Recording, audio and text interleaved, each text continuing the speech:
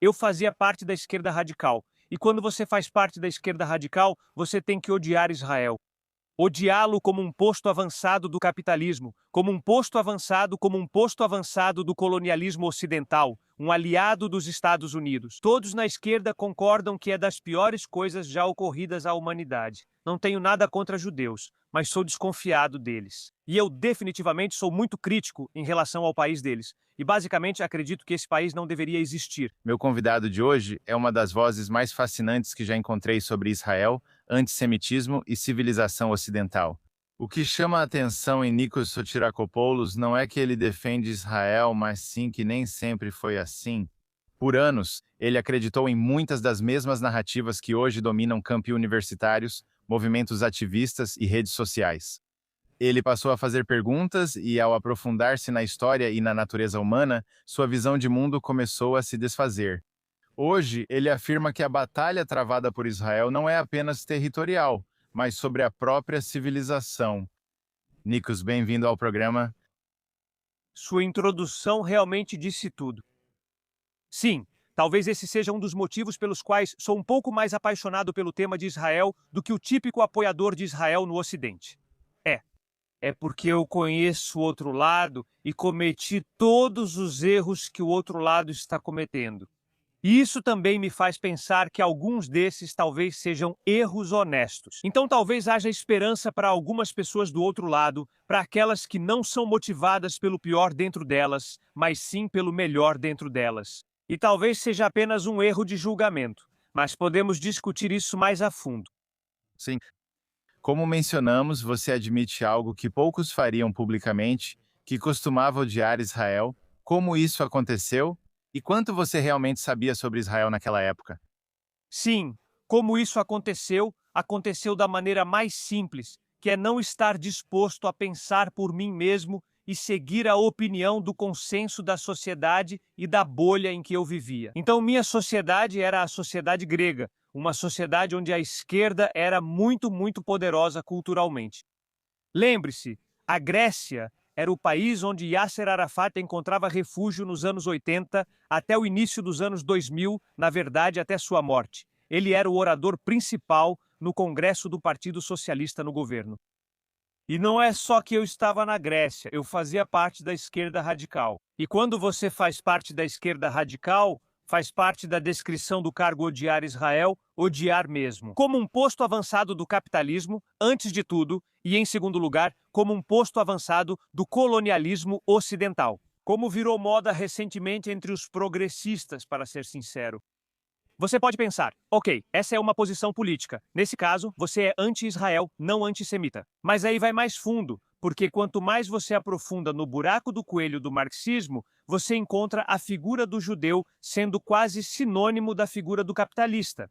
Então é assim que o sentimento anti-Israel, de que Israel é esse país capitalista e aliado dos Estados Unidos, que todos nós concordamos na esquerda, sabe? Eles são o pior do pior que já aconteceu à humanidade. E também, obviamente, nós não somos racistas como essas pessoas da direita, mas você sabe que o judeu é a figura que representa o capitalista. Então, eu não tenho nada contra os judeus, mas sou desconfiado dos judeus e definitivamente sou muito crítico em relação ao país deles. E basicamente, acredito que esse país não deveria existir. Um esquerdista, por falta de termo melhor, pensaria assim, pois isso não é fruto de reflexão. Isso é apenas o resultado de aceitar todo o clichê que sua bolha de eco te joga, sem nunca pensar em testá-los. Para responder à sua segunda pergunta, eu só sabia citar a escalação titular do Maccabi Tel Aviv no basquete. Isso era tudo que eu sabia sobre Israel. Eu conhecia Doron James e Oded Katas. Se você me dissesse para apontar Israel no mapa, eu não tinha nenhum conhecimento sobre a geopolítica da região, a história da região, quem são os inimigos de Israel, o que eles defendem. Eu sabia que os palestinos são ótimas pessoas porque são os azarões. Eu não fazia ideia do que era o Hamas, o que a Fatah realmente defendia. Sabe, eu tinha ouvido dizer que eles são socialmente. Então, tipo, bem, todos nós somos socialmente, então provavelmente eles são os mocinhos. Então, sim, esse é o rápido, digamos, panorama das minhas ideias naquela época. Olhando para trás, quais foram as maiores mentiras que você acreditou? Bem, a maior de todas, a maior mentira em que eu acreditava, era que tudo o que os palestinos queriam era um Estado. E Israel, antes de tudo, roubou a terra deles e depois nega a eles um estado. E eu me lembro da minha surpresa quando ouvi que existia algo chamado, sabe, o tal de Oslo, alguma coisa, e alguém sugeriu aos palestinos que eles teriam um estado. Eu pensei, ok, isso provavelmente é propaganda imperialista. Isso nunca deveria ter acontecido. E então, eu me lembro de ter encontrado um vídeo da Universidade Pride Prague, algo como 5 vezes que os palestinos disseram não a um Estado, algo assim, faz milhões de anos. E eu pensei, a mentira e a propaganda dessas pessoas não têm limites. E então, sabe, quanto mais eu pesquisava aqui e ali, então sim, tecnicamente eles lhes ofereceram um país, mas quem sabe que outras coisas horríveis aconteceram. E essa não foi a oferta real. Então, era impossível para mim aceitar que o que está em jogo aqui não é se os palestinos terão ou não um Estado. Uma coisa que não mudou em mim é que ainda me importo com os palestinos inocentes que buscam uma vida pacífica. E é por isso que não quero que eles vivam sob o Hamas, Fatah e outros aspirantes a ditadores e aspirantes a, você sabe, estados terroristas. Então, mas era impossível para mim perceber que o movimento palestino tinha uma agenda diferente, não uma agenda. Nós só queremos ter um estado como todo mundo e viver uma vida pacífica. Então você acredita que Israel era o principal obstáculo para a paz e que os palestinos sempre quiseram ter paz? Exatamente. Sim. E também fiquei surpreso quando descobri que havia guerras na região que não tinham nada a ver com Israel. Para mim, isso foi uma grande surpresa. Quando descobri sobre a Líbia, sob o comando de Gaddafi atacando seus vizinhos, ou Nasser atacando, quem diria? Sem Israel, esse deveria ser o lugar mais pacífico do mundo. Todos os árabes são irmãos. Por que irmãos teriam guerra entre si? Teriam guerra entre si? Entre si deve ser algo que tem a ver com Israel. Mas é claro, não tem nada a ver com Israel. Na verdade, muitos dos conflitos mais sangrentos da região, como a guerra Irã-Iraque e o conflito no Iêmen, tanto atualmente quanto nos anos 60, não tiveram relação alguma com Israel. Tenho certeza de que você já viu os vídeos do presidente Clinton falando sobre Arafat e como ele achava que Arafat queria a paz, mas mentiu para ele e tudo mais. Isso saiu recentemente, então você já viu. É a única vez na minha vida que eu simpatizo com Bill Clinton. Porque você pode ver, você pode sentir, e se você conhece um pouco sobre Clinton, esse seria realmente o momento dele, sabe? Ele entraria para a história com isso. E ele tentou, não há dúvida de que ele tentou. E que interessante que do outro lado você tinha Ruth Barak, o soldado israelense mais condecorado aos olhos de todos no Ocidente. Ele era um falcão, ele era um imperialista. E mesmo assim, ele basicamente cede tudo.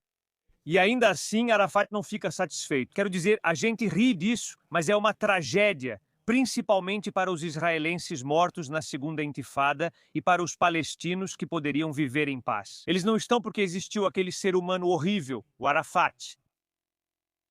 Então, acho que o que aprendemos aqui é que o que os palestinos querem é tudo. Eles não querem 95% ou 97%, eles querem tudo. Então, não existe solução de dois estados, certo? O que você acha? Bem, idealmente deveria haver uma solução de dois estados. Mas no fim das contas, é assim. Se você quer um estado, na verdade, se os palestinos querem um estado etnicamente puro, você já deveria desconfiar que isso não é um bom começo, pessoal. Mais uma vez, eu tenho uma teoria muito única sobre quem merece um estado. É uma teoria que é bastante influenciada pelas ideias de Ayn Rand. E você não tem um Estado só porque tem, sabe, ancestrais de 2000 anos atrás. O único governo legítimo é aquele que, pelo menos em algum nível básico, diz: eu vou defender os direitos individuais das pessoas que vivem aqui. Eu quero estabelecer um espaço de liberdade para as pessoas viverem uma vida boa e pacífica. Se você tem um Estado que já desde o início te diz, se houver alguém de uma raça diferente aqui, isso inviabiliza tudo. E, aliás, eu quero que meu Estado seja uma ditadura religiosa. Isso já, aos meus olhos, significa que você não merece um Estado. Você não merece um Estado. As pessoas que querem viver uma vida pacífica e ter seus direitos respeitados, elas são as que merecem um Estado. E são elas que estão sendo traídas. Agora, a grande questão é: quantas são as pessoas que querem isso em Gaza e na Cisjordânia? Não digo saber a resposta, mas é por essas pessoas que tenho toda a minha simpatia. O que finalmente fez você questionar essas crenças e há quantos anos isso aconteceu? Sim, lembro de tudo isso de forma muito vívida. Então, tudo começou quando eu deixei de ser marxista. E isso começou com as contradições que eu vi em Marx. Então, eu tenho aqui o Capital e você pode ver o quanto eu usei esse livro. Eu lutei, eu me debati com esse livro. E eu encontrei perguntas para as quais eu não conseguia encontrar resposta. E em certo momento, uma pergunta horrível entrou na minha mente. Será que Marx estava errado? E isso iniciou um processo que se tornou: será que muitas das coisas em que eu acreditava não eram verdade? Então eu acreditava que o capitalismo só traz pobreza. Espere um minuto. Desde que o capitalismo surgiu, tudo aumentou. A expectativa de vida, a riqueza, é como, meu Deus, eu estava... Não é que eu estava só um pouco errado. Eu estava completamente errado. Errado. Eu estava totalmente errado. Então pensei, e se eu estivesse errado sobre outras questões? Israel foi o tema mais difícil de aceitar para mim. Eu estava tão convencido de que, ok, mas nessa questão, no melhor dos casos, é tipo 50-50. No melhor dos casos, eles são igualmente ruins. Sabe? Deixa isso de lado. Não tente descobrir quem é bom e quem é ruim. Mas o que realmente me fez mudar de ideia, e isso foi por volta de 2016, foi descobrir um pouco mais sobre a história. Encontrei alguns momentos na história de Israel que falaram comigo. Tinha o mesmo apelo que quando criança eu encontrava na Batalha das Termópilas com Leônidas e os espartanos, de que poucos lutam contra muitos. Sempre pensei o contrário, que Israel era o jogador poderoso. E acontece que em 50 e em 48 vocês lutaram basicamente sem um exército de verdade, contra 5 exércitos diferentes. Ou em 67 você estava sozinho contra 3. E se você adicionar os iraquianos que estavam prontos para... Isso é inacreditável.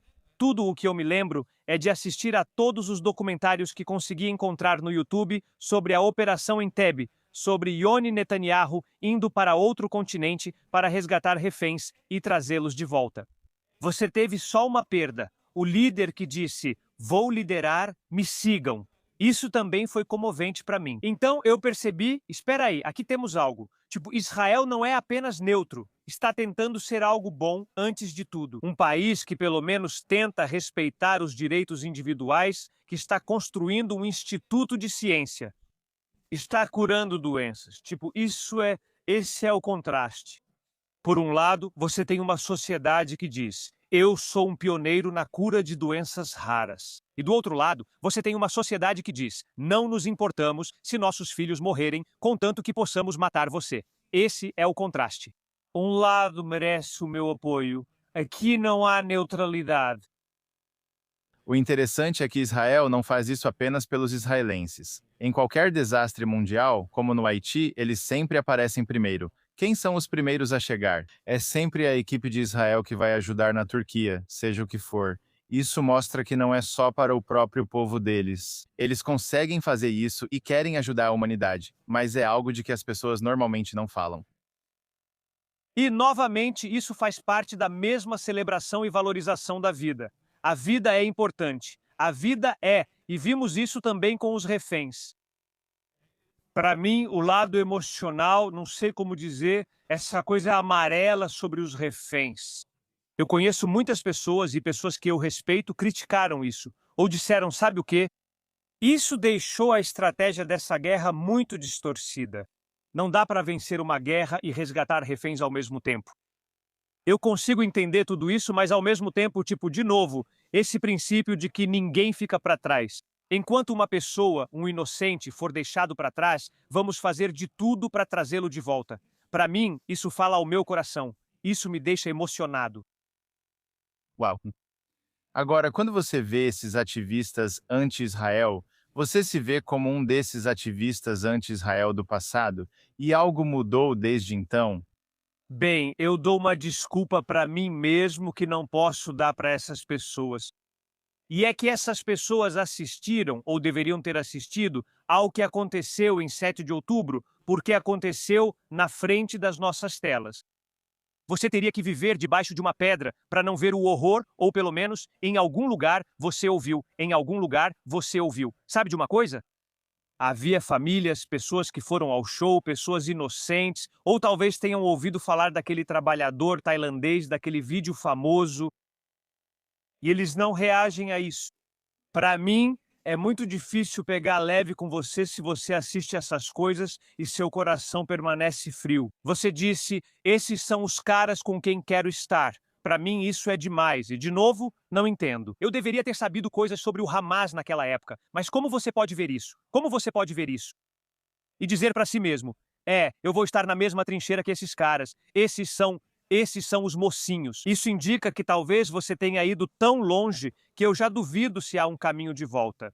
Agora vemos os protestos começarem como protestos pró-Palestina, vemos o sofrimento em Gaza, queremos que isso acabe, e de alguma forma isso muda para apoiamos o Hamas, apoiamos organizações terroristas porque é uma resistência. Como é que passamos de um extremo para o outro? Não vejo grande distância entre eles, pois essas pessoas já tinham decidido desde o início. E eles tomaram essa decisão com dois processos simples. Um deles é o processo que diz: os palestinos são os oprimidos. Não precisa fazer mais nenhuma pergunta. E precisamos fazer algumas perguntas sérias e nos perguntar: até que ponto precisamos desafiar isso?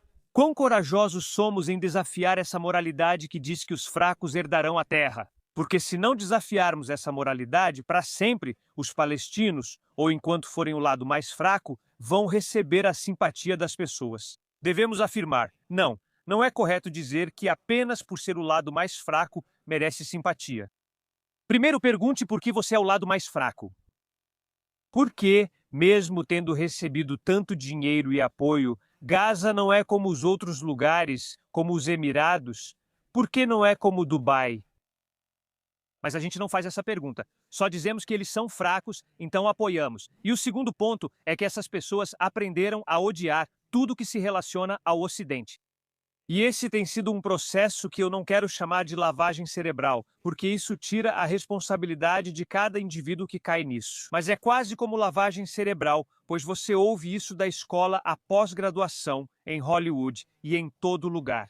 No Ocidente, ainda pior, se você é branco, então isso é aceito sem questionamento. Aliás, é engraçado como, aos olhos da esquerda, os judeus são considerados brancos. Aos olhos dos nazistas, os judeus não são brancos. Então, em ambos os casos, você sempre está do lado errado. E, novamente, isso requer anos de treinamento para desenvolver esse tipo de degeneração moral. Quando você vê na sua tela o dia 7 de outubro e não fica do lado das vítimas ou das famílias sequestradas, dos bebês sequestrados, pelo amor de Deus, você fica do lado dos perpetradores. É preciso treinamento para chegar a esse nível de decadência moral. Falando sobre o dia 7 de outubro, quero saber o que mais te chocou. Foi o próprio dia 7 de outubro, o ataque ou a reação a ele depois no Ocidente, ao redor do mundo, a falta de simpatia por Israel? Vimos no dia 8 de outubro que já havia protestos, mesmo antes de Israel ter reagido. O que foi que mais te chocou? Olha, o maior choque foi o próprio ataque, porque eu também me interesso por questões de segurança, estratégia militar, todas essas coisas. E esse ataque é enorme, é um pouco como o 11 de setembro. Lembro que perguntei a um ótimo professor da universidade como isso aconteceu, e ele respondeu: às vezes tudo dá errado. Às vezes tudo dá errado. E sabe, eu tentei compreender o que aconteceu naquele dia, e é incompreensível. Mas embora eu seja cínico e achasse que conhecia muito bem a esquerda, a reação deles me abalou completamente. Eu nunca esperei, de novo, esse nível de degeneração moral. Temos que chamar as coisas pelo nome. Acho que há um bom argumento. Estou pensando nisso agora, de improviso. Consegue lembrar de um momento de degeneração moral no Ocidente, desde a Segunda Guerra Mundial, tão grave quanto apoiar o Hamas? Talvez eu esteja esquecendo algo. Talvez o apoio ao Stalin e ao Exército Vermelho depois da Segunda Guerra Mundial. Naquela época, pelo menos, eles podiam dizer que derrotaram Hitler.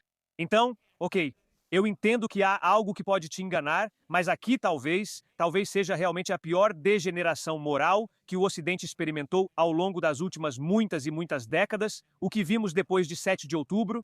Você acha que o 7 de outubro revelou o antissemitismo ou há algo mais profundo? Sabe, é uma ótima pergunta, Daniel, porque essas pessoas vão dizer: nós não somos antissemitas, só somos contra Israel. E eu percebi recentemente, cheguei a essa conclusão. Para ser sincero, não me importo se é antissemitismo. Ainda é tão moralmente repugnante que você veja essas duas entidades. Quero dizer, ok, esqueça os palestinos. Você vê o Irã, pelo amor de Deus, institucionalmente misógino. Uma teocracia ditatorial. Você vê o Irã e Israel. E entre os dois, você fica do lado do Irã. Então eu não me importo se você é antissemita, se você é antisionista. Para mim, o fato de você odiar tanto o Ocidente a ponto de ficar do lado dos teocratas do Irã, com o sangue ainda fresco nas ruas, do melhor da juventude iraniana morrendo nas ruas, e você fica do lado desses opressores. Não me importo se você é antissemita, poderia me importar menos. Muitos talvez sejam.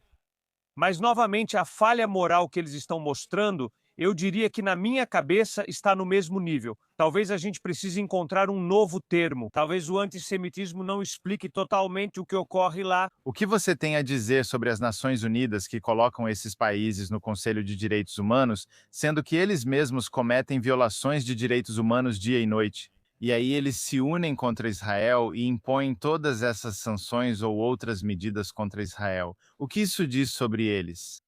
Bem, eu tenho que dizer algo que não sei o quanto isso vai me tornar popular. Eu não culpo as Nações Unidas. Eu culpo os países civilizados que ainda mantêm essa coisa, essa farsa de organização. Na verdade, nem é farsa. Isso é muito suave. Essa monstruosidade de organização, essas Nações Unidas não deveriam existir. Os Estados Unidos deveriam expulsá-los de Nova York e todo país civilizado deveria dizer: estou saindo dessa organização. Pense nas Nações Unidas que deveriam ter feito isso desde o início. As Nações Unidas dizem para você: quem é você? Coreia do Norte, União Soviética na época, Irã. No mesmo patamar moral que a Suíça, que a Inglaterra, que a Itália, que os Estados Unidos e que a Coreia do Sul. Ela diz que o assassino tem o mesmo lugar à mesa que o produtor, o criador e a pessoa civilizada. Então, as Nações Unidas são uma abominação. Uma vez que você aceitou essa abominação, então tudo o que essa abominação trouxer para você, você tem que arcar com as consequências. Porque pense numa pessoa como Francesca Albanese. Essa pessoa deveria ser alvo de ridículo e desprezo. Mas agora ela tem o título de alguma coisa das Nações Unidas. E essa pessoa que deveria ser tratada da mesma forma que tratamos Candace Owens, Tucker Carlson ou Nick Fuentes está nessa categoria. Mas agora tratamos ela como se fosse alguma coisa das Nações Unidas. Ok, quero dizer, todos os grandes países civilizados, vocês deram esse status para as Nações Unidas. E agora esse status está dando legitimidade para essas pessoas que pertencem aos cantos mais obscuros da internet, fazendo podcasts uns com os outros, mas ao invés disso, os vemos como exemplos de virtude. O dia 7 de outubro mudou de vez sua percepção sobre o movimento anti-Israel? Eles chegaram a um ponto que você não imaginava?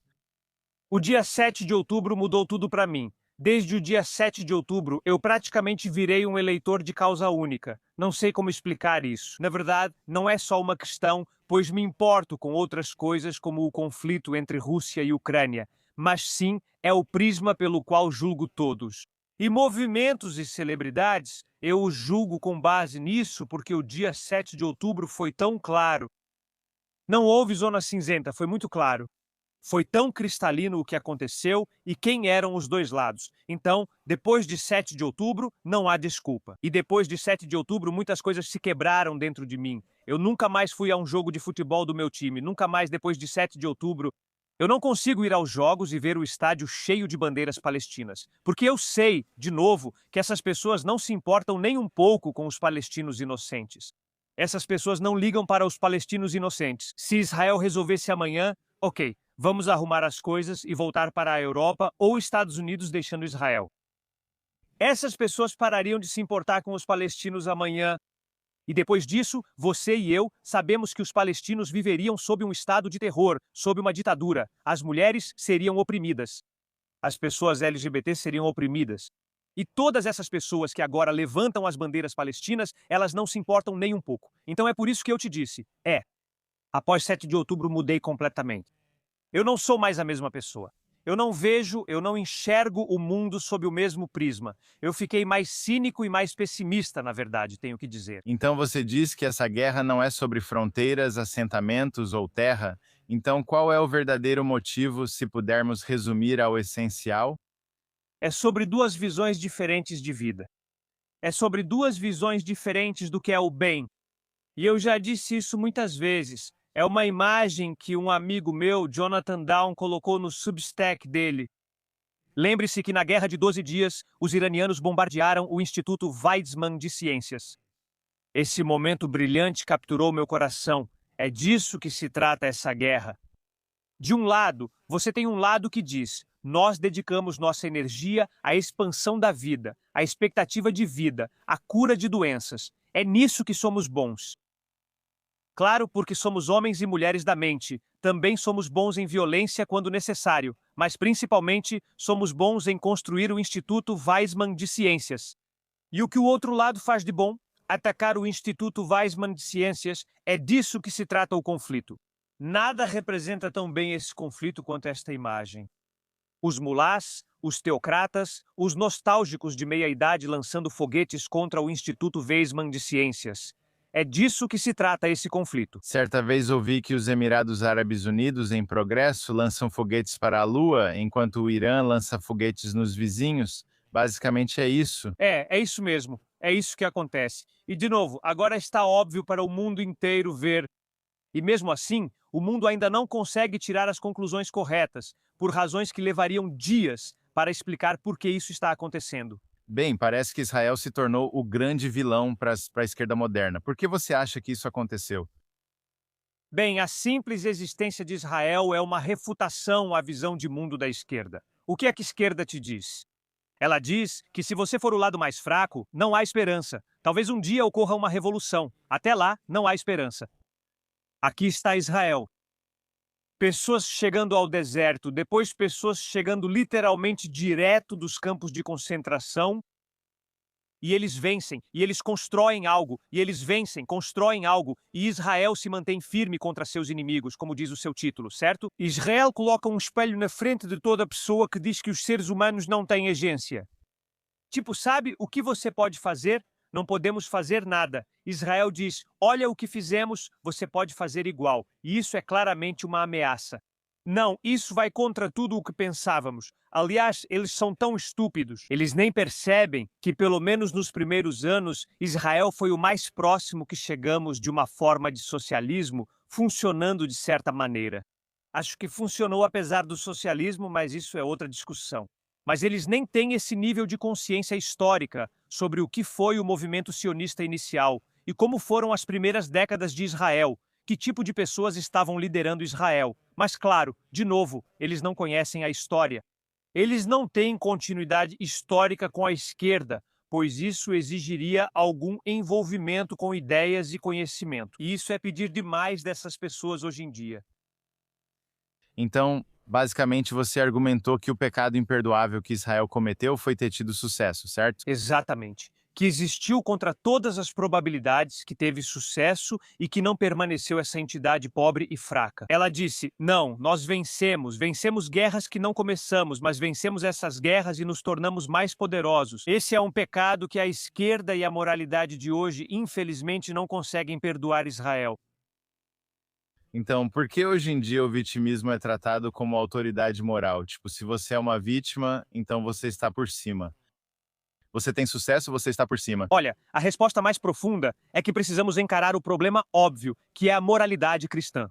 Então, só estou colocando isso na mesa. Quero dizer, de novo, é uma grande discussão que não podemos ter aqui.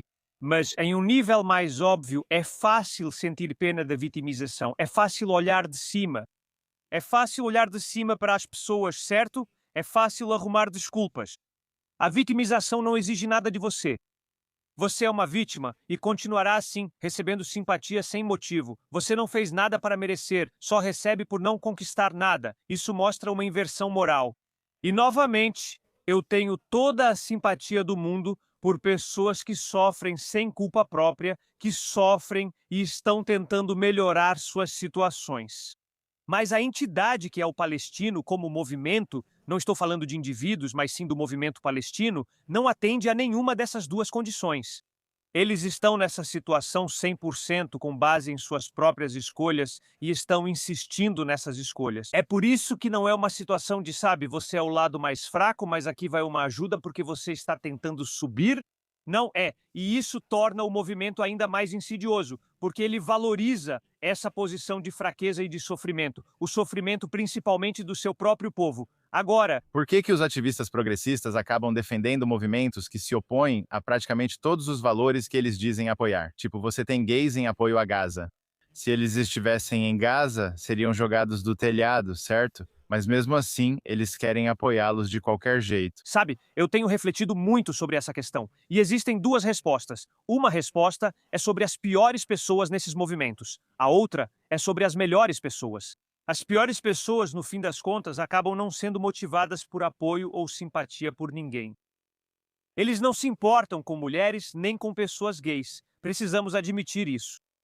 Eles não se importam. Quero dizer, se você demonstra simpatia pelos mulás, nunca mais vai conseguir me convencer de que algum dia se importou com mulheres ou pessoas gays. Esses são os piores na maioria das vezes, e geralmente você vai perceber que são eles os líderes desses movimentos. As pessoas melhores talvez estejam tão envolvidas com essa ideia de sacrifício e de culpa não merecida. Eu tenho um teto, ar-condicionado, moro no Ocidente. Essas pessoas devem estar sofrendo por minha causa. O que não faz o menor sentido, mas enfim, então eles dizem, eu prefiro sofrer. E nós temos casos assim, certo? Temos casos de ativistas ocidentais que foram para Gaza e o Hamas os matou. Isso infelizmente, é para onde esse ethos de sacrifício te leva, você se torna carne de canhão e acha que merece isso. E quero dizer quão insidiosa é essa ideia que destrói tanto sua autoestima a ponto de você aceitar o papel de cordeiro sacrificial. Sim, eu entrevistei o Dr. Godside. Ele escreveu o livro Empatia Suicida. Não tente isso em casa. Isso descreve exatamente do que estamos falando. Agora, como as universidades se tornaram o epicentro do ativismo anti-Israel? Eu gostaria de ter uma boa resposta. Novamente, sempre que algo ruim acontece no mundo, o senso comum diz para seguir o dinheiro. Eu digo, não siga o dinheiro, siga as ideias. Siga as ideias. Com certeza há muito dinheiro vindo de onde sabemos, do Oriente Médio, indo para as universidades, mas isso não é o principal. O principal é uma cadeia de diferentes pensadores de vários movimentos que disseram ao Ocidente: tudo o que vocês defendem é ruim, e todos que se opõem a isso são bons. A razão é ruim. Como você pode saber o quê? Essa é a sua verdade contra a minha verdade. Sucesso e conquista são ruins. Para alguém conquistar, alguém tem que perder. Ou nós não somos indivíduos, somos membros de grupos, e os grupos estão em diferentes relações hierárquicas uns com os outros. As pessoas levam ideias a sério e precisam de uma visão filosófica para dar sentido ao mundo. E elas engoliram esse veneno, seja o veneno o marxismo ou a nova esquerda, política de identidade, interseccionalidade, como se chama, a teoria da posicionalidade, teoria do ponto de vista. Quando você engole esse veneno de novo, não há limite para o quão baixo você pode cair. E sim, você vai apoiar o Hamas. Você vai apoiar coisas ainda piores, se existirem coisas piores. Muitos compreendem o sentimento anti-Israel na esquerda, mas menos entendem o que ocorre na direita. O que está acontecendo na sua mente? Acho que, em certo nível, para uma parte dessas pessoas, a resposta é óbvia. É todo aquele antissemitismo que talvez nunca tenha desaparecido. A grande questão é o que acontece com quem não acordou um dia decidindo ser antissemita. Eu acho que o maior veneno intelectual da direita hoje, também da esquerda, mas também da direita atualmente, é o tribalismo. E o tribalismo é quando você vê o mundo através de grupos em competição. O tribalismo pode levar ao contrarianismo. O contrarianismo diz: tudo o que me dizem que é verdade, as autoridades, eu vou acreditar no oposto.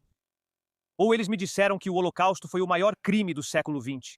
Eu não acreditaria neles porque podem ter mentido sobre a guerra do Iraque, vacinas ou outras coisas. Portanto, agora, tudo o que eles me dizem, eles estão mentindo para mim. Então isso cria essa visão tóxica de que tudo o que representa a verdade decente, eu vou ficar do lado oposto. O tribalismo também exige que você encontre um inimigo, e quem seria mais conveniente do que os poderosos?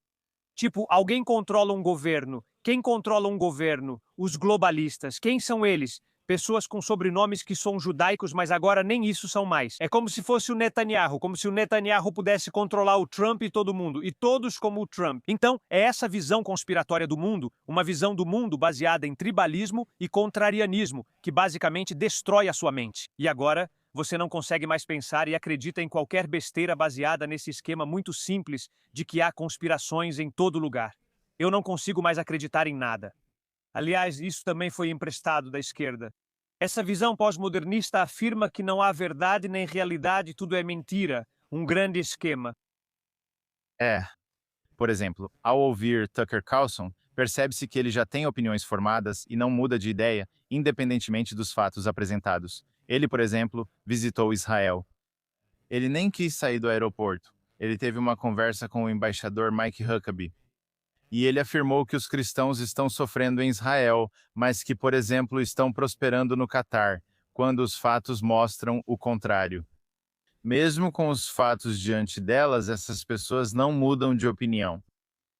Bem, para que os fatos tenham algum efeito sobre você, é preciso ter uma ferramenta e acreditar que você tem essa ferramenta para lidar com os fatos. Essa ferramenta é sua mente, que já pensa racionalmente. Você está falando aqui sobre o cara que está nos dizendo que há demônios que o arranham à noite. Não dá para argumentar com esse cara. Esse foi o cara que entrevistou alguém como se fosse um morador de rua. Era um morador de rua que disse: eu tive relações homossexuais com o presidente dos Estados Unidos. Você pode esperar qualquer coisa desse cara.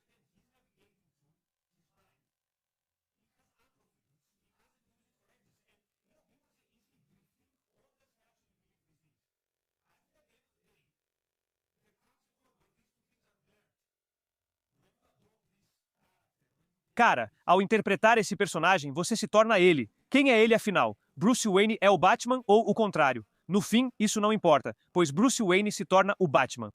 E Tucker, mesmo que eles tenham começado com, porque não há dúvida de que ele era um cara esperto. Acho que em algum momento ele ficou tão cheio de si mesmo. Sim, acredito que a mente dele está quebrada.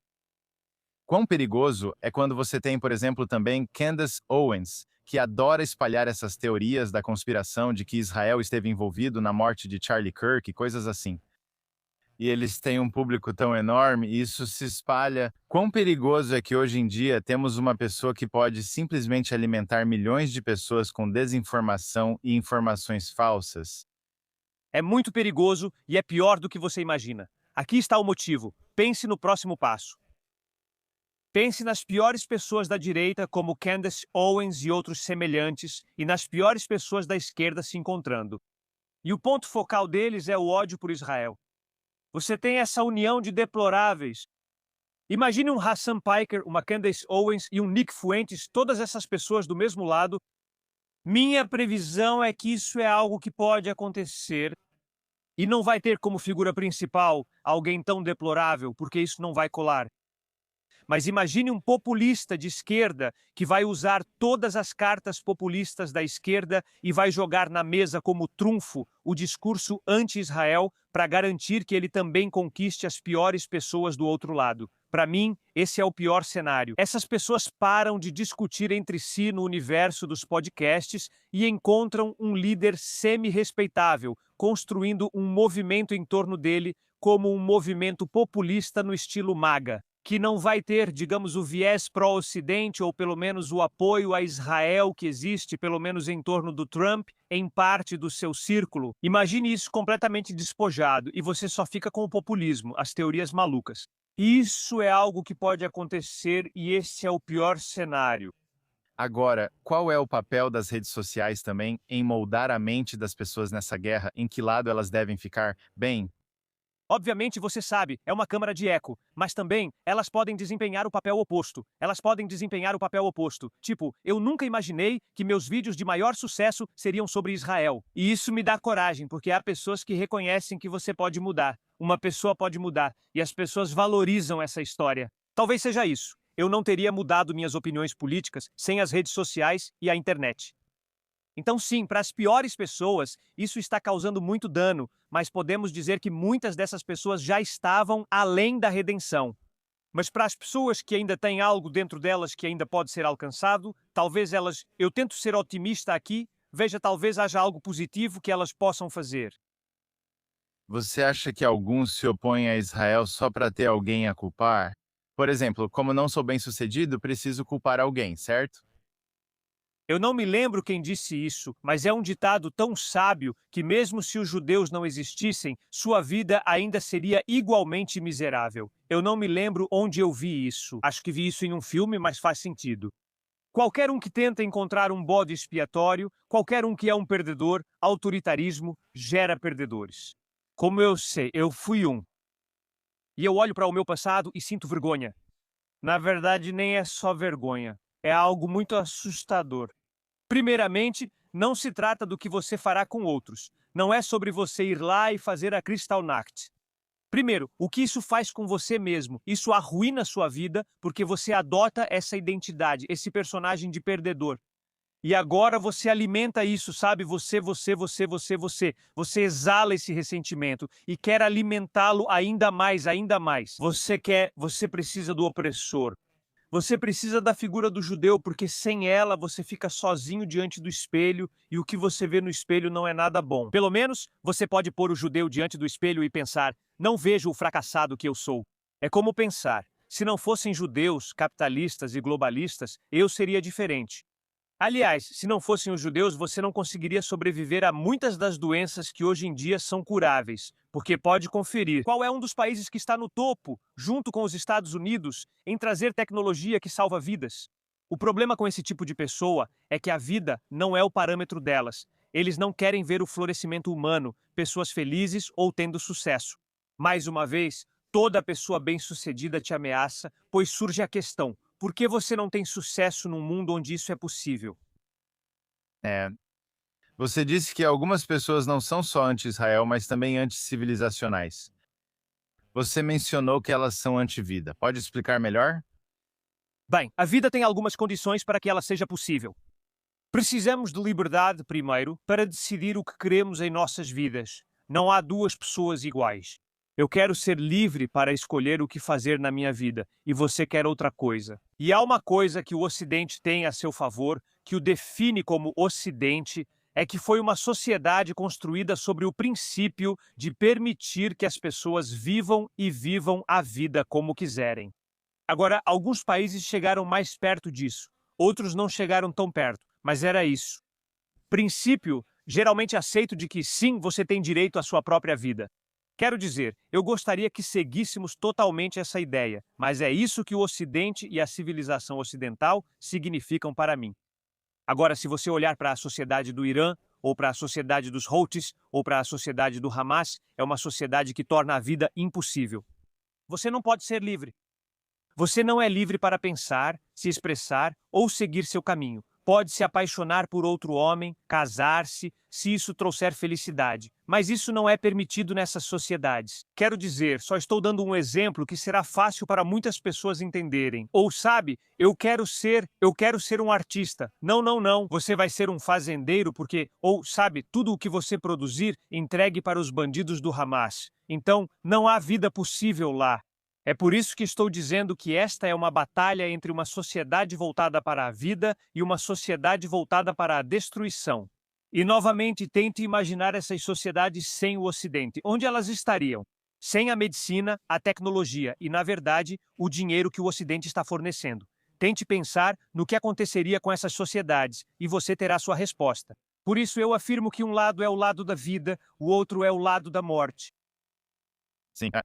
Agora vimos na última década que a Europa meio que decaiu. Parece que esqueceu o que defende. A demografia mudou. O antissemitismo está nas alturas. O establishment ficou fraco. O que você acha que está acontecendo na Europa? Então existem dois problemas. Um é importado, o outro é nativo. E talvez o pior de todos seja o nativo. O elefante na sala aqui é que há centenas de milhares de pessoas na Europa que, com base em sua cultura e de onde vêm, são institucionalmente antissemitas. Não há outra forma de dizer isso.